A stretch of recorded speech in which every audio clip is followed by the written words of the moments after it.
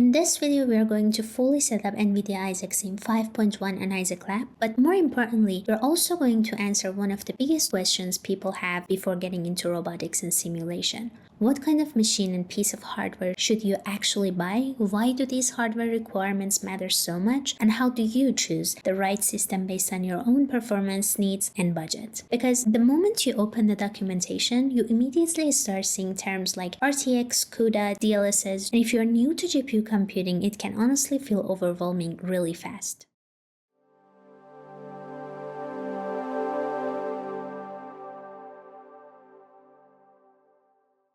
Now, if you've never heard of Isaac Sim before, it's NVIDIA's robotics simulation platform built on top of Omniverse, and it's quickly becoming one of the most important tools in modern robotics and embodied AI research. On top of Isaac Sim sits Isaac Lab, which is NVIDIA's reinforcement learning and robot learning framework. This is where robots actually learn and get trained at a scale. Basically, think of Isaac Sim as the simulation world itself, and Isaac Lab as a training system running inside that world.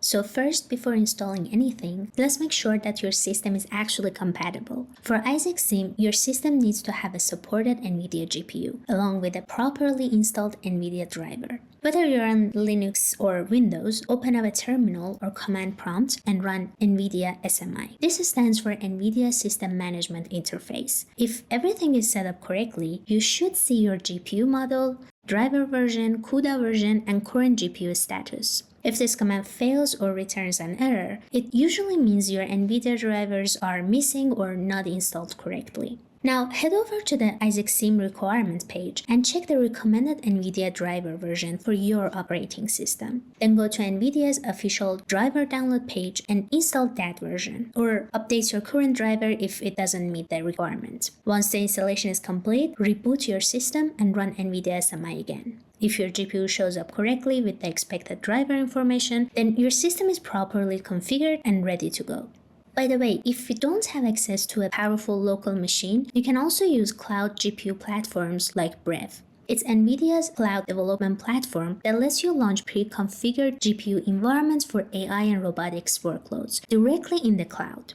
Keep in mind, you do need to purchase usage credits or pay for GPU compute time depending on the machine you choose, but it can still be a convenient option if you want to experiment with Isaac Sim or Isaac Lab without investing in a full high-end workstation right away. There is a detailed step-by-step documentation and setup guidelines, so you can follow along and get us started quickly.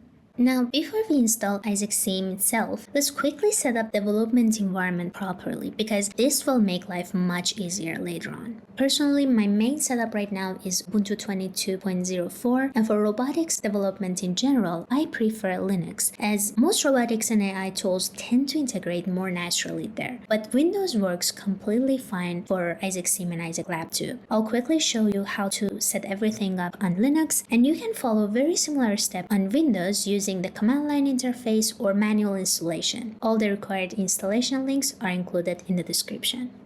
First, install Git, as it's required for cloning repositories and managing robotics projects. In many cases, you will also want Git LFS for handling large files commonly used in simulation and ML projects. Then install either VS Code or Cursor. VS Code is a popular code editor with excellent support for Python and robotics development. Cursor is built on top of VS Code, but adds integrated AI-assisted coding features that becomes especially useful as robotics projects grow in complexity. Finally, install Miniconda as your package manager, because robotics environment can become dependency-heavy very quickly, and Conda helps keep everything isolated, reproducible, and easy to manage. Now that our development environment is ready, let's move on to installing Isaac Sim itself. At the time of recording this video, Isaac Sim 6.0 is already available, but because it's still in more experimental stage, we'll focus on Isaac Sim 5.1 as it's currently the more stable and widely supported version for Isaac Lab. There are actually multiple ways to install Isaac Sim, but I generally prefer the pip-based installation because it's more straightforward and easier to manage inside standard Python environments. This is the Isaac Lab documentation that covers both Isaac Sim and Isaac Lab installation together, so I'm going to follow it along. First, create a fresh Python 3.11 environment and activate it. One important practical tip is to create a dedicated folder for all your Isaac related installation, for example, an Omniverse directory, and keep everything inside it. Also make sure your environment naming is consistent and versioned properly. Then upgrade pip and install Isaac Sim 5.1 using the pip-based installation instructions from the documentation. This step downloads a large set of Omniverse components, so depending on your internet speed, it may take a while. Just let it run in the background. Then install the CUDA-enabled version of PyTorch for GPU acceleration and deep learning workloads. Once installation is complete, launch Isaac Sim and test it right away. You can simply type Isaac Sim in the terminal to start the simulation environment. The first time it launches, it will take longer than usual because it needs to load dozens of assets and initialize rendering pipelines in the background. You'll also be prompted to accept the NVIDIA Omniverse EULA on the first launch, so if a startup feels slow at first, that's completely normal.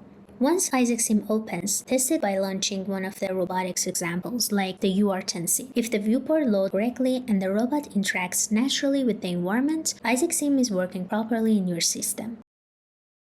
One great feature is that you can open the source code behind many scenes directly from the UI, making it much easier to learn how these environments are built. Some of the warp-based examples are especially impressive, showing the large-scale GPU physics simulation in real time, including this particle scene example with thousands of physical interaction particles running directly on the GPU. Now that Isaac Sim is fully working, we can finally install Isaac Lab itself. Start by cloning the Isaac Lab repository using Git. Then enter to the repository folder. Before installing the packages, if you're on Linux, make sure to install a few additional dependencies like CMake and Build Essentials, because some of the learning frameworks rely on them during setup. After that, simply run the install command, and Isaac Lab will automatically install all of its extensions along with multiple reinforcement learning frameworks like SKRL, RSLRL, and others directly into your environment. Once the installation finishes, you can test everything by running one of the included example scripts. Isaac Lab already includes a huge collection of ready-to-run reinforcement learning environments, so with a single command you can start training agents directly in simulation. For example, you can train a Mujuko ant to move towards a target direction using reinforcement learning. Training is usually headless, meaning everything happens in the background without rendering full scene, which makes training significantly faster and more efficient. And once training is complete, you can immediately load the learned policy back into the simulation and watch the agent move and interact with the environment in real time. That's really the key idea behind Isaac Lab. You train in fast, headless simulation, then switch back to visual mode to actually see what the policy has learned.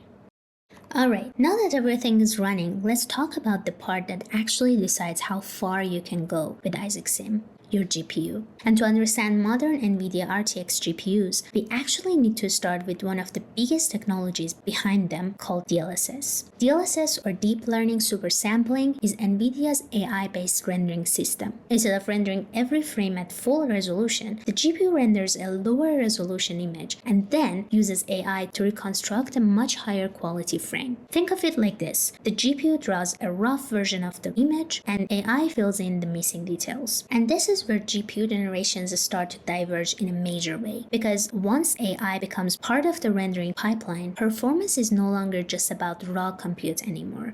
Now here is where things get interesting. On RTX 30 series GPUs, DLSS mainly focused on AI upscaling. With RTX 40 series, NVIDIA introduced DLSS 3, which added frame generation. It introduced an entirely new AI-assisted rendering pipeline, so instead of only reconstructing frames, the GPU can generate entirely new intermediate frames using AI and motion prediction, which means it can artificially increase frame rates and performance. This is why RTX 40 cards can feel like a much larger performance jump in supported applications. And newer generations continue to improve frame generation stability and motion handling.